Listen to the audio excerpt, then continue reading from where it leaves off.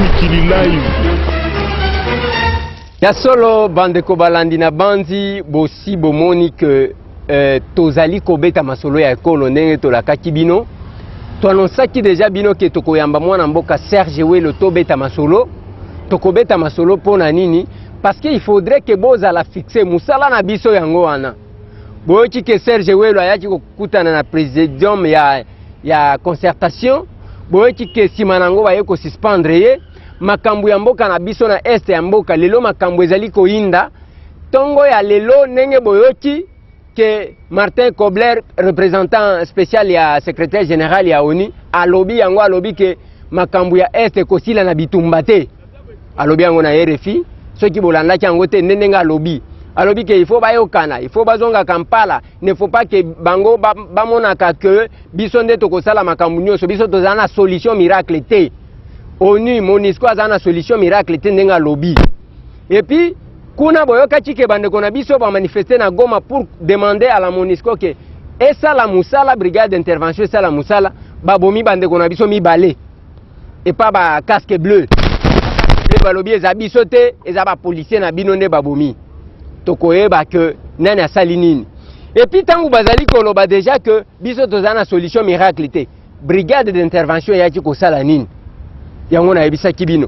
Ba ye kozonga lobi Mary proposition na yewana ndezali malamu tokobeta masolo lelo bazali kolobela makambo ya concertation na mboka la concertation balobi 700 personnes kaka nde bakota makambo ya société civile kozala représenter na ba gouverneur na ba président ya assemblée provinciale plutôt sikoyo nde tozotuna société civile bato wana ba gouverneur na ba président ya assemblée bazala ba politicien te.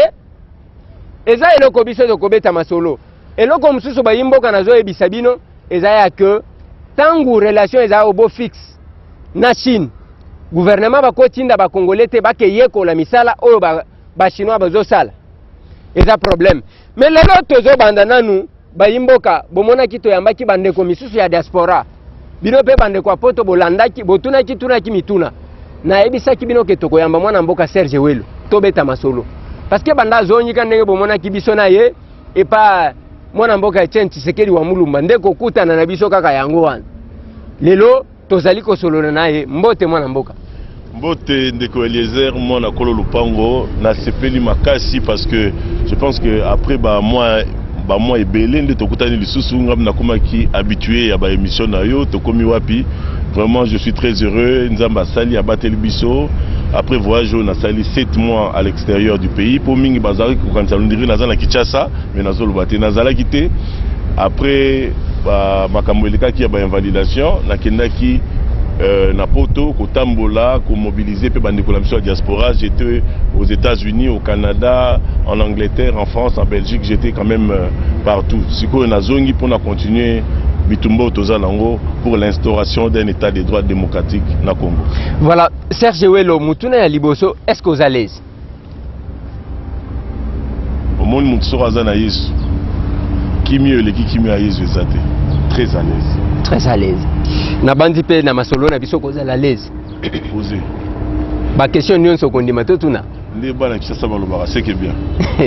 Merci beaucoup na bandi tozali kotuna. Mwana mboka Serge Welo ozali élu député national simanango baye ko invalider yo lelo okomi libanda ya assemblée nationale ozali ko sala ba démarche na yo na niveau misusu ya likolo okeyi poto ozongi okuti makambo ya concertation selon yo concertation oyo ozali komonela ngo ndenge nini ezali solution par rapport à ba difficulté parce que tout le monde a une assemblée nationale na ngonga oyo salaki ba carton rouge ezobima ba nini ba concertation ezanatina actuellement na mboka na biso. Merci ndeko Eliezer liboso na koloba que avant na kota na question wana dossier nanga boyebi ke to fundaki comportement ya Cour suprême na niveau ya union interparlementaire. Ba représentant de l'union parlementaire ba yaki wana Kinshasa ba kutanaki na ba autorité ya mboka de manière à ce que ba trouver compromis moko politique Donc dossier wana eza mindele tout le baba paya au Congo ratifié une interparlementaire.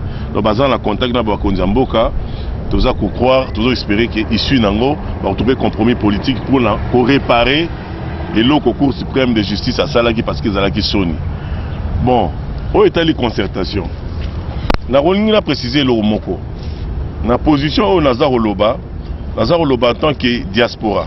Hein, boyebi nga bitumba Congo na bandi yango depuis 2005 na niveau ya Canada, au bomona na riska vie na nga même. O na défiaki le bourreau o alingaka kosakana na Congo, président Paul Kagame. O na kangama na Canada, tokendaka na bakangaka ngai toke procès et puis le Canada respecte la charte et droit de l'homme et la liberté d'expression. J'ai été acquitté. C'était la première victoire du Congo face au Rwanda. Après on a eu la saut en politique. Na yaki na kota ki parti au Tobengi, parti à Monene, parti à Solo, parti à Kitoko Tobengi, décidé engagement pour la citoyenneté et le développement où ils ont dirigé na mwana Somi, mwana Mayele, Motobosembo, l'honorable Martin Fayulu Madidi. Bana Mwamba Boyebi na yaki na Kamusaki Bango 2 semaines et demie il y a campagne sans polo, sans t-shirt, bana Kinshasa bana Congo balobi oyo sala pour na mboka wana. Tout le monde a mutu moko te na Congo ya telemela Kagame en face, ils ont un pouvoir, ils ont en opposition. Yango biso to ko voter yo. Na gagné honnêtement na liste à parti to sala 7446 voix na ndenge cour suprême na éviter ceux qui mibe ko utaki wapi baye ko longola ngai balobi ke osala ki 7000 te osala ki na yo 672 voix. Donc et ça la passe na ebike bana Kinshasa bana Congo ça la bino pasi mingi bozako benganga bolobi kanga mutema soki ba provincial et salemi ya mbaloyo ngai nazana moi mengali me benganga ngai masine zo benganga lobi yakata ko sala auto la kisa bato na cour suprême ke o gagner kito o voter massivement yango nazongi boza na confiance nazongi siko nazongi na cadre ya diaspora boyebi makambo beleza na diaspora par rapport à ba concertation oyo biso en tant que diaspora hein to pesi position to lobi boy à condition que la concertation moko franche et sincère tozo ya concertation te pour na ko cautionner pour na ko légitimer tel pouvoir ou tel pouvoir biso ba diaspora concertation est bien parce que mboka lelo nous sommes les derniers pays au monde en rapport il y a indice de développement humain et ça soni partout au tambolaka et c'est congolais exacté Soki réellement la concertation est franche et sincère, diaspora et golakisake, diaspora bundaka kate, diaspora est diaspora more constructive, toya na parmi ba thématique au tozo senga et puis torobakisa ba thématique mususu biso tozaka d'accord te na 5 thématiques parce qu'il y a crise de légitimité par exemple. Donc ndenge ba mouvement politique, ndenge ba parti politique mususu bazo réclamer dialogue franc et sincère, biso pe tozo senga ba concertation franche et sincère. Voilà. Oui, bino bozali ko senga ba concertation yango mutu ememaki bino bokende kokutana na présidium ya oyo banomaki pona concertation. Bon, ndeko Eliezer, omoni na ngena lobelo komoko ba diaspora o baza awa. Ba lobby tobenganaki. Ba lobby diaspora ezala kaka ekene na ordre dispersé. Na bi ba diaspora o baza awa la Kinshasa. Pour diaspora mususu baza ebele. Ben o ba représentant ba organisation eza awa. To sangani biso nyonso. To lobby to évaluer. Ouais. To évaluer franchise na sincérité. Yango to sali to bengaki plateforme de fait. Plateforme de fait l'ingolo baki plateforme kaka pour na évaluer franchise na sincérité il y a la concertation na plateforme de fait wana to chaque bureau na bureau wana bandeko ba élire nga président ya eloko to bengi diaspora congolaise fédérée. Alors na ba responsabilité wana quand on est leader, quand on est politique na vie politique nanu na tie pembeni diaspora congolaise fédérée. Donc wana bosali yango pour réfléchir, pour évaluer les pour les contre, il y a la concertation locale là bande ko mususu ndenge bazala ba fac ya ba IDPS bande mususu o baza na politique ndenge bazo ko évaluer franchise bazo senga dialogue franc et sincère sans pour autant muta pe sa position claire. Et on peut biso yo ngo monaki présidium il y a la concertation et pesa ki biso et yamba ki biso officiellement bayemaki ngai na bandeko mibale ya mwasi na ya mobali autre délégation ya diaspora fédération etindaki biso pour exprimer bango ba préoccupation na biso par rapport à ces concertations. Tout le monde est-ce que la concertation est la franche et sincère. Il y a vos frères et sœurs, il y a 7 millions de Congolais. Plus de 7 millions, bazana libanda, bazana diaspora. Diaspora ezaka na pototé, musu bazana ba Angola, na Afrique du Sud, musu na Asie, musu na Amérique, pe na ba Europe. Alors, biso boyebi ba diaspora, biso nde toza kolesa bandeko na biso o batikali awa. Nous participons à près de 60% du vécu quotidien social à travers transfert de fonds au salaire na ba agence au rotanga komote boyebi ba transfert de fonds. Aujourd'hui en 2011, o union ce biso ba congolais de l'étranger to tinda na mboka oyo et atteindre 9 milliards de dollars et l'équipe même budget Yamboka. Alors, diaspora, nous sommes une force économique et la diaspora, nous sommes une réserve inestimable. Il y a Batomaï, les Toza, Basava congolais, au Bazapre, Yako, Zonga, Pona, ko construire Mboka.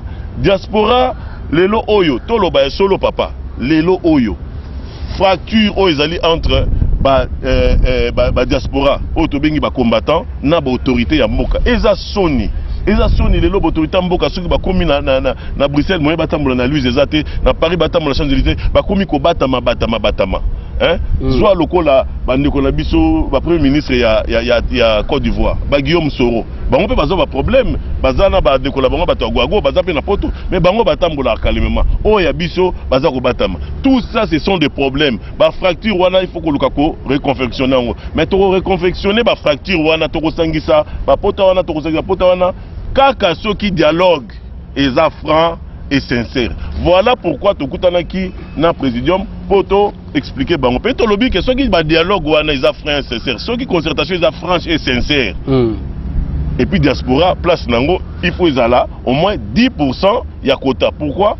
On estime la population générale ya Congo na plus ou moins 70 millions. Alors, 7 millions de Congolais, ceux qui les loyaux, dans le but de la concertation est franche et sincère, que la diaspora, 10%, il y a participants dans son ensemble. Voilà. Serge Joël au lobby malam, au lobby qui est loco. Donc, biloko démarche nabino awa, ils ont engagé diaspora te. Bandeko bazali bandate, ils ont engagé kaka bino, batubo uta poto, bozana Kinshasa. Jusque là, la démarche Nabiso, ils ont engagé des représentants de l'organisation congolaise où ils ont à Kinshasa. Donc, on a bien ça parce que comment Ouelo a se prononcé à l'objet que président Nabiso Nyoso. Organisation congolaise, Oyo, et Kotisaki, cahier de charge Nabango, le col à parti Nyoso, Kotisaki, cahier de charge Nabango, ils ont l'opposition, ils ont le pouvoir. Pour Baloba, par rapport, il y a des thématiques par rapport à... Alors, ils ont l'organisation congolaise de la diaspora, ils sont sur place, ils sont alors, pour nous aucune de manière disparate, tu identifies l'organisation, ils sont awa, hein? Ils sont awa, tu organises, tu identifies bango, tu crées plateforme, voilà, voter kingai président, juste pour nous, total ensemble, tu évaluer sincérité, na franchise, il y a ma solo oyo. Alors, tu as une uniquité, tu lobby que brèche est ouverte. Nabandeko ya diaspora au baza libanda. Au ba na souci, ba iya. Au moins même na hiérarchie na biso, na structure na biso, tu tiens même ba poste à pouvoir. Cela veut dire pour la bandeko oyo bakoya. Donc tu as une exclusivité té. Hein, tu as une exclusivité té parce que la diaspora est plurielle. La diaspora est économique, la diaspora est combattante, la diaspora. Donc tu as un monopole wana té. Tu as joué jeu ya escroquerie politique té. Donc, il y a un moni, biso toza, to fandi awa, chaque jour to réfléchir, to kutana na présidium pour te senga bango, ceux qui font dialogue à la franche et sincère, la concertation à la franche et sincère. Voilà. Voilà, bande quoi poto balobi que Serge Welo a trahir combat parce que bino na poto même tango otati koya, je suis Bayambayo d'abord au Yesika. Na makambo campagne et tout. Serge Welo combat na ye na Montréal batu nyonso bayebi. Oye na Kinshasa même temps au côté na palais du peuple là. Ils ont mouké carton rouge. Tant aux autres brandir carton rouge, ils ont dit que makambo nesil. Et puis bino na poto. Bon et dégage. Les lots ont changé comme qu'on a négocier bon n'engeni revirement wane uti wapi. Et moi na mboka Serge Welo. Est-ce que ils ont négocié té? Na lobby bien, okinga na lobby. Toyé évaluer sincérité na franchise il y a pas concertation sans pour autant au lobby par exemple tant l'élection sala qui na gardien qui tant on a kota qui na kati car même andeko balobi ah ouais lo a trahir à côté contrairement à mot d'ordre il y a président Etienne Tshisekedi mais tant on a kota qui na sala qui na kati ils étaient les premiers à m'applaudir pour dire que tu es un vrai combattant hein. Donc tu as l'âme. Il y a des amis qui m'ont dit oui, tu as en toi l'âme du Congo. C'est pas pour m'inventer. Alors, quand on fait la politique, il faut quelquefois aux en approche et belé. Vous comprenez? N'importe où tambola, Kabila dégage, ngai na tambola Kabila dégage. Oui bien on a le bon. Na tambola ba marche union c'est miné ne salema awa. Ngai Serge Ouelo nazara toujours na front, hein? Mais approche institutionnelle. Dans le combat ya Congo, il y a un combat multidimensionnel à multiples facettes. Il ne faut pas qu'on attaque en gros.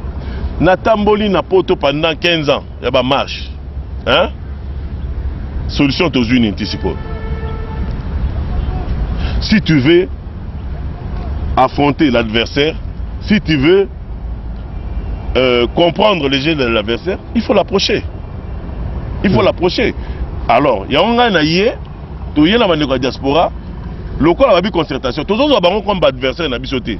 Mais souci na biso ezali, to fan dans la bango de to le baraba na kin fara, to yebisa bango, ba faille na bango. Donc quoi approcher parce que nazo tangela yo mituna o bandeko bazotinda déjà sur le net. Exactement. Quoi approcher adversaire wana donc les lots Serge Ouelo démarche na ezaya ke bakozwa ye bakotie na gouvernement Serge Ouelo il faut bazongisa ye même député comme ça. Avant que natuna yo mutuna oya suspension na yo par Martin Fayulu bien que outi ko kumisa amoni que yoza collabo il fallait t'écarter. Mutuna Claudine Mouche alobi comment peut-on suspendre une personne qui a rencontré les deux traîtres alors que eux-mêmes bakota parlement là où se trouvent les mêmes traîtres et les autres voilà. Et puis deuxième question. Non, c'est question oui, il faut attendre parce que ceux qui te disent que moko ezali belé to kozwa moi temps. Guilain Luko Tchalobi, il n'est pas mandaté. Serge Ouelo n'est pas mandaté par la diaspora. Il ne me représente pas, ça c'est lui. Oyalobi, Serge Ouelo est un vrai opportuniste. Ça c'est du Parlement devenu aigri. Il est collé au président Etienne pour se tailler une place. N'ayons pas une mémoire courte. Il avait récidivé en allant au Parlement de Kinshasa. Il ne faut plus l'accepter dans la résidence du président Etienne. Un aventurier sans foi ni loi, un monstre. Bon, Martin Fayulu n'est pas différent de Serge Ouelo. Serge Ouelo est un collabo ou bien il est en train de chercher comment kozalaka ka député. Papa Yebisa Ouelo que a déjà une mauvaise réputation wana Pacheli cause nationale n'est pas commis bon Oyalobi Papa Yebisa Serge Ouelo a déjà une mauvaise réputation à Montréal, Canada, donc il n'est pas à la taille de représenter la diaspora dans laquelle il y a plusieurs victimes Moi na Bayer papa nangai ozali kotuna biso mutuna na mawa nyonso boye pona ngai yebisa ye moko Fayulu kolabo ebongo mwana na ye atikala sima lokuta ezali baje moko ya cache pona kolakisa na ba congolais ke bon ko nanu ko répondre na wana parce que mituna ezamo belé bande ko ya diaspora bazo otuninga 5 mituna tout ça bon ouais na lingio ramasser moi synthèse parce que question ezawana diaspora oyoki réaction nango ozali ko répondre bango en bref ndenge nini bakomi ko traiter yo en tant que collabo que trahir lutte oye awa pona makamamo donc la synthèse ya nini yango balobi d'ailleurs que okomi na mauvaise réputation à Montréal. Oh là là bon aibso non temps na utagi Canada. Je suis le seul député oyo asiéja dans le parlement oyo malgré Modor Tshisekedi oyo a la conférence publique oyo aza capable ya kosala la conférence publique na poto penyo c'est l'équipe bien beaucoup dans internet na petite conférence na Montréal, na petite conférence à Toronto, sentir peu matière. OK? Au moins makambo yo politique hein, ndeko Eliezer, politique. Au moins le problème là le Congo, permettez-moi, nous allons le dans la panier de crabes. Oui, panier de crabes, crabes ici au on a panier. Moko linga mata, musu bakitier. Moko linga mata, musu bakitier. Yeboy bisanga congolais nini? Congolais nini? Na cadre ya combat. À poser acte, on a posé. Si ce n'est pas de la jalousie. Moi j'étais à 2 mètres de Paul Kagame. J'ai fixé mes yeux dans les yeux de Kagame. J'ai lu de Kagame. Vous êtes un criminel. Vous portez dans vos mains le sang de 5 millions de Congolais. Le Congo va vous juger. Vive le Congo, vive Lumumba. Vous m'en avez image. Pour le Congo, tant qu'on a salaka yango, n'a ni la politique. C'est par amour, il y a des femmes qui sont violées. Par amour, par compassion, il y a des bombes oyo, qui sont boire na kati. Et les autres bombes Congo, tout comme na zoua. Congolais, problème Congolais. Des fois, ils sont Congolais, mais c'est moi qui tout le baraton la richesse nyoso. Mutema mabe. Mutema mabe. Congolais alingi mona muto amatate. Na sala ngo pete kutu. Tant na sala acte wana, na yebara même pas que acte wana aux impact boy. Na zaki na salle, na infiltré salle, et puis Kagame abimi, na yena donc instinct. Quand tu as l'âme du Congo, na sala acte wana, na risque vie nanga ba ko zope masasi bo batirer na kufi, n'est-ce pas? Ba ko zo masasi batirer na pan na kufi. Au moins batloka quand même ba problème belé. Batune ba ko kanisa ke outu moko to extrémiste outu moko boy, mais un Congolais. Il n'a pas dormi. Kagame na Boutouana, na soir wana après soir à Sangisa, ba Congolais nyonso au bazar à Montréal. Alors comment vous pouvez laisser un seul Congolais dans une salle de plus de 400 Rwandais aïe à Mulenga abimi pour dire que au moni zoua biso la Congolais panier de crabes. Alors il arrive à un certain moment dans la vie ya mutu, surtout la politique. Ozo ba décision mususu oyo au malongwa populaire. Oh, Batanga histoire à Congo. Est-ce que vous saviez que les adversaires de Lumumba, à un certain moment, on a traité aussi Lumumba de collabo. On traitait aussi de Lumumba de collabo, bien la campagne de salissage.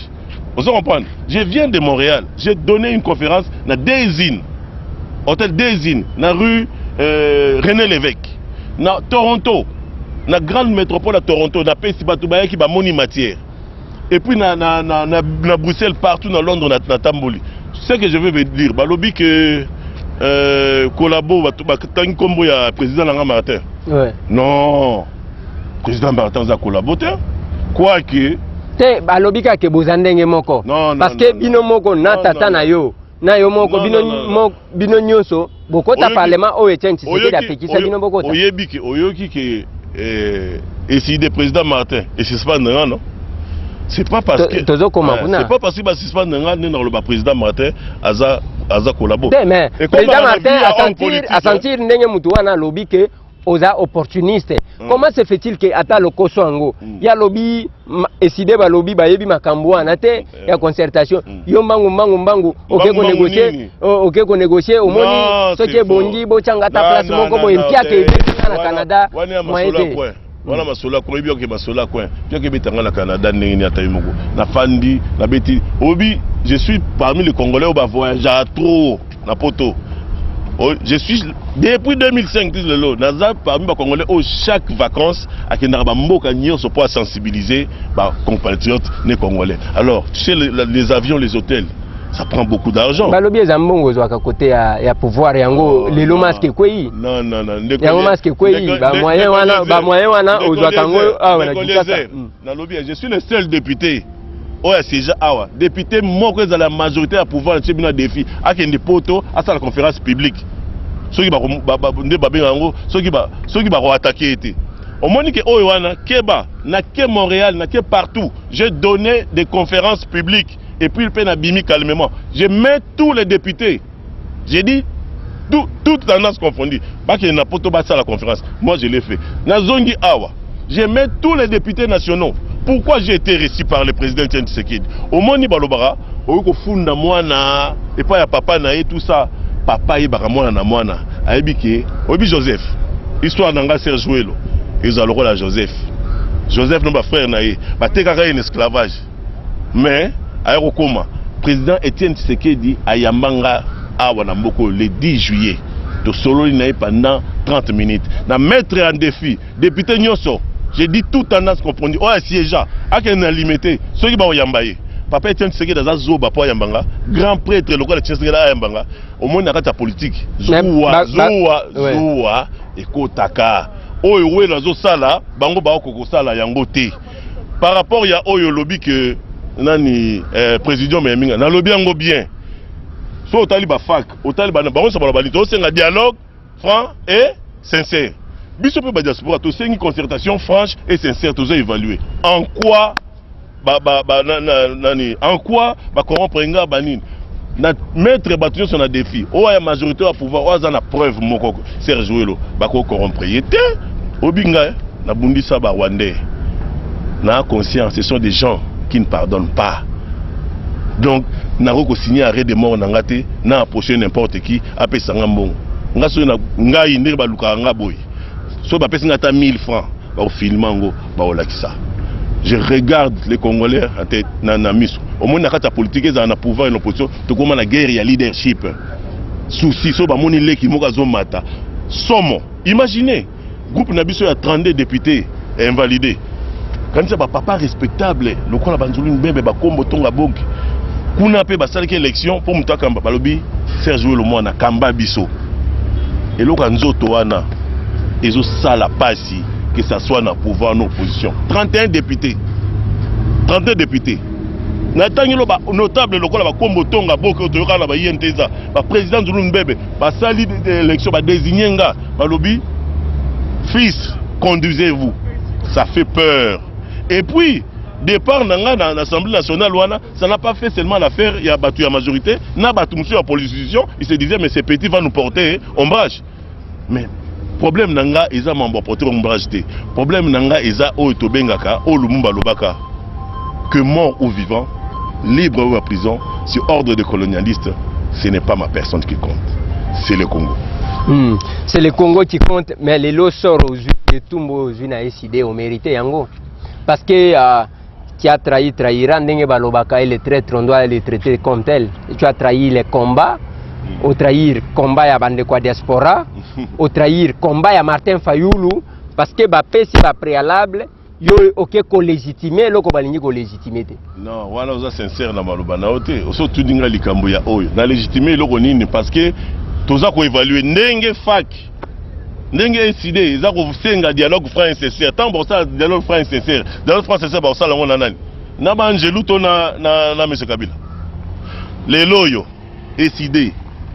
Hein? Fac, nous réclamons un dialogue franc et sincère. Franc et sincère, bah ça là on a nani. Franc et sincère, bah ça face à qui? C'est pas M. Kabila. Na parti na famille politique naé. C'est quoi ça? Problème isa awanini. Serge Ouelo pour le batraïté. Serge Ouelo naza na occupation na commis na 3 casquettes. Omoni, eza logique na politique naza na 3 casquettes. Casquette à liboso. Le groupe de 32 députés arbitrairement invalidé, que tu gagnes dans l'union parlementaire, bah désigner un président. Ils ont charge monnaie pour le Bunda, pour ba kina bango. Ba plateforme ya ba diaspora, oh ils ont na Kinshasa. Et élire nga. Ezaka o wana te to yambaki adiabaki ba reconnaître bazo reconnaître biloko na bino wana te. Na lobby ba plateforme oyo awa, ils ont na Kinshasa, oh ekoti, oh ils ont officiellement reconnu. Namboka oyo bakutanaki na président pour ba sa président vérité sur franchise na sincérité et sa plateforme oyo ba Elisa Kingai ndeko na bino. Tu ne peux pas faire partie d'un parti politique. Si moi ça parti politique décidé et pesi position nango. Yo pe aux la président, il y a ba organisation za na kati ya société civile. Il fallait faire le choix. J'ai été reçu par le comité des sages de décider. N'importe bango na lobby naza na 3 casquettes et personne ne peut me contredire. Alors la casquette wana boye binga na bundi mingi na diaspora depuis 2005 tisiko na ba risque na zwa ya barokanga ba nive kwa diaspora baza awa na ye na kata diaspora pour na veiller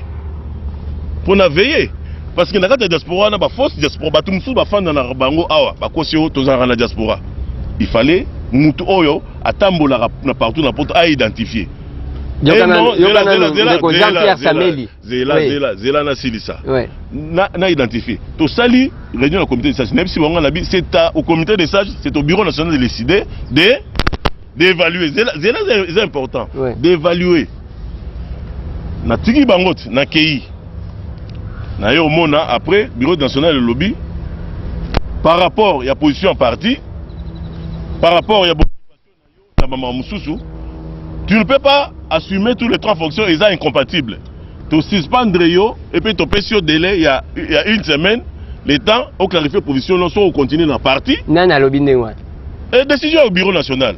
Il y a décidé. Oui. Tu peux sur une semaine. Oui. Donc, une semaine, les vendredis pour ça, on doit positionner, soit on continue l'activité à parti, vous comprenez, ou soit on continue l'activité aux alentours, il y a la société civile. Dans le cadre wana. Mais ce que je déplore, c'est une décision interne. Interne, basée signé le président Martin Fayulu, mais basée en haut. Bâti en internet. Yango na tanga d'ailleurs. Basé en bâti en na internet tout ça banini. Bon, na but nini na yebité.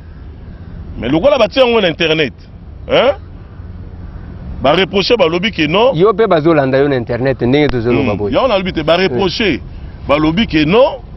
Yo au fait sa position par rapport à la concertation au balbi kabiliste. Bon, on va dire kabiliste. N'habite dialogue franc et sincère au bango baosenga, ce que vous allez tshisekidiste, to kabiliste. Et là on a un loba, ce que je déplore à mon parti SID, nazako se plaindre na comportement il y a ba tu oyo, ba décidaki kozwa suspension des notes internes à parti pour salir nga batchango internet hein? Alors que ceux qui vont qualifier la concertation oyo des kabilistes concertation oyo coup n'a décidé même pas sur une côté ou non côté on a décidé tout ça pour évaluer n'enge bango bazo ko évaluer dialogue franc et sincère na ligne d'esprit kota bango bazo évaluer na musika yo évoluer na musika te oye déjà on évaluer pour nos tchabatu devant les faits et puis ba pétion moins transport jamais na bampiaka yo kana ndeko Jean-Pierre Samedi yo kana eza ndenge moko eza ka question ndenge moko salikambuya yesidé ba lobby ke ngai Serge Jouelo n'a décidé T sur nos côtes. Yoka n'a décidé T sur nos côtes. Mais précipitation basée sur internet pour salir nga bango bayebi. Alors on a posé bango. Ba qualifier ba concertation oyo des kabilistes. On a posé question na bandeko nanga ya décidé. Na posé question na président nanga Martin Fayulu pour lettre wana ils a signé par ailleurs et puis a accepté qui a publié en internet pour me salir. Président Martin Fayulu. C'est votre jeune frère Serge Jouelo. Oh, Sala Mingi Ponaye. Oh, il encadré politiquement. Nous allons reconnaître l'union sur Osala.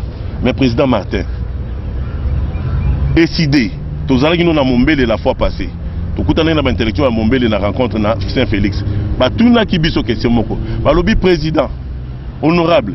Yo autre état Assemblée nationale illégitime parce que truffé les députés nommés par la Cour suprême de justice et par la CENI. Bah tout n'a eu question balobi, mais pour nani, on va continuer à siéger dans même Assemblée nationale où ils ont traité d'illégitime et puis on va bénéficier d'un émolument, d'un avantage nyonso.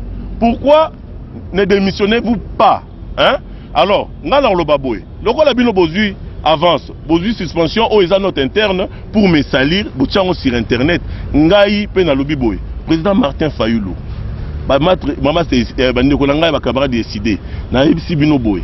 Pour que les gens nous prennent au sérieux, parce que nous qualifions cette Assemblée nationale d'illégitime, président Martin Fayulu démissionner.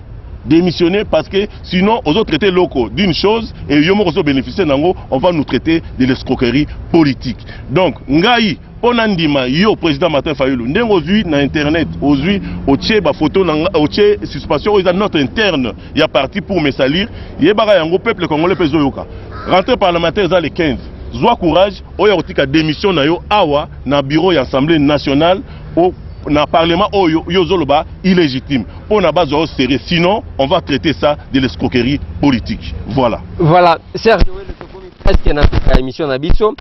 Jean-Pierre Sameli a komeli biso alobi boye. Serge Jouelo azana nzala, oyebi Martin Fayulu azali boss. Serge Jouelo azoko kanzala te. Mususu ndeko moko Abigail Tchakuba Namba alobi. Plus vous vous éloignez de la réalité pratique en émettant des théories, plus les opportunistes se tapent des pauses et se font passer pour vos représentants. Votre réaction? Bon, à lobby, Martin Fayulu aza boss. Bon, Martin Fayulu, c'est un grand monsieur qui a travaillé depuis longtemps. C'est un monsieur qui est bien formé, il a été dans le monde du pétrole, tout ça. C'est un monsieur correct, hein? C'est un monsieur correct. Mais quand on est boss et on reconnaît une assemblée illégitime, et quand un parti reconnaît une assemblée illégitime, on est boss et on continue à prendre les 9 000 $ de cette même assemblée, cela veut dire que ce n'est pas sérieux, les gens ne vont pas nous prendre au sérieux. Et cette imprudence, je vous dis au président, vous avez commis l'imprudence de prendre cette suspension, d'afficher ça sur Internet, de publier ça sur Internet, alors que n'a décidé même pas sur l'Assemblée, la concertation. Ceux qui n'ont pas la concertation, au moins que vous avez ridicule. Et en plus, pour que ngai mutute ville à Kinshasa, ngai na bebisa yangote, ville oyo, ville salité parce que gouvernement ville oyo sala musala langote. Et puis ngai Serge Ouelo na votaka Kimbuta te ndenge président Martin Fayulu a reconnaître yango a votaka Kimbuta. Alors ngai sikoyo na lobike na ndimi suspension et puis nazo que lelo nazo déposer démission nanga nakatia décidé parce que commettre imprudence il y a besoin note interne ya parti pour pas si mutu de là il a décidé ceux qui a continué la société civile pour publier en internet. Donc ezaki na intention ya ko nuire ngai naza guerrier ngai naza lumumbiste boyebi na mboka oyo à un certain moment Lumumba va traiter un peu de collabo mais l'avenir nous dira. Je vous demande au président de décider démissionner de cette assemblée que vous croyez, vous considérez comme illégitime. Sinon, on appelle ça de l'escroquerie politique. Ok. Voilà. Ceux qui ont démissionné, Mutuna Nde Asuka Yangoana, ont démissionné dans SID. Au côté, n'a pas perdu? Jamais de ma vie. Jamais de ma vie. Ceux qui ont démissionné n'a pas perdu et n'a SID, n'a pas ça la boise. Naza, ça la sortie officielle, il y a Asbel Nanga, Tobenyango, les amis de Serge Ouelo pour le développement de la ville de Kinshasa. Et je le déclare déjà, pour la ville de Kinshasa, Serge Ouelo sera candidat gouverneur de la ville pour corriger l'erreur. Il y a gouverneur Oyo, Nabato Bavota qui est basé sur la responsabilité directe et indirecte. Je suis candidat gouverneur de la ville et Bana Kinshasa Boyebi. C'est que bien. Voilà, merci moi Namboka Serge Ouelo Nabanzi, Tosukisi Awa. Moi message à Souka na bandeko oyo ya diaspora bazali ko landayo parce que bazaki bazana moi inquiétude makasi et puis Serge Ouelo zomona ke ko kalisusu ko ke poto tenir lisusu conférence na lobby na kota ki assemblée poto egangaki tant na sali makam na salaki lumbele moite ponga combattant après va comprendre. Na décidé na nte so ina kokota na makambo bato baza s'agiter parce que son a quotité baza pe na courage obeta maboko a quotité et puis na roya poto to solo là na bana mboka ngala zambo na poto boye biango message à Souka na lobi boye boka ni sakaka Patrice Emery Lumumba oya loba à mes enfants que je laisse et que peut-être je ne reverrai plus.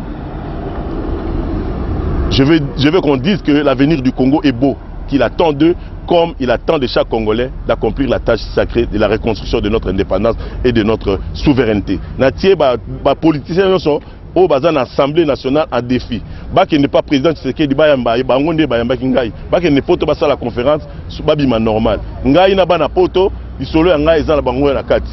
Oyo bazui suspension nanga batiango na internet bayebisa muto asignaki suspension wana abanda ko démissionner sinon personne ne lui prendra au sérieux a démissionné l'assemblée oyo parti ils ont qualifié d'illégitime sinon on appelle ça l'escroquerie politique ngai naza muto oteke au avancer l'adversaire aux avancées des pas et ben je les devance deux fois et c'est avec agressivité ça c'est le combattant Ouelo qui parle. Voilà, merci beaucoup bandeko balandi na banzi bolandi bongo mwana mboka Serge Ouelo auti tolakaki bino pe topesi bino merci na baro nyonso bazali ko komela biso ba question en direct sur site ya www.congomikililive.com et sika wapi tozali kolekisa émission oyo en direct.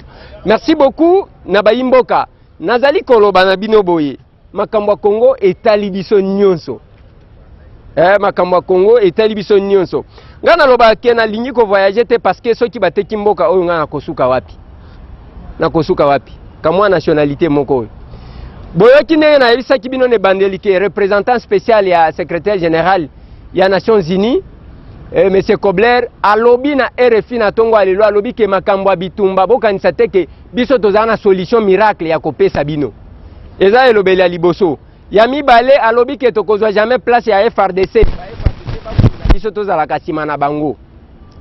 Ya misato alobi ke bitumba ekosilisa makambo te, il faut kovanda kosolola. Siko bozozela nini lisusu na oni ekomi bayimboka batamboli mbala moko masasi ebeti lelo ba casque bleu bakomi koboma bandeko na biso tozozela ndenge bapesaka biso ba lumière bapesa biso lumière bandeko oyo bakufi na Goma banani babomi Monisco balobi ba policier population alobi te ba casque bleu nde babomi siko baya ko sécuriser biso to baya ko sakana na biso aux à l'aise tozoya Mikili live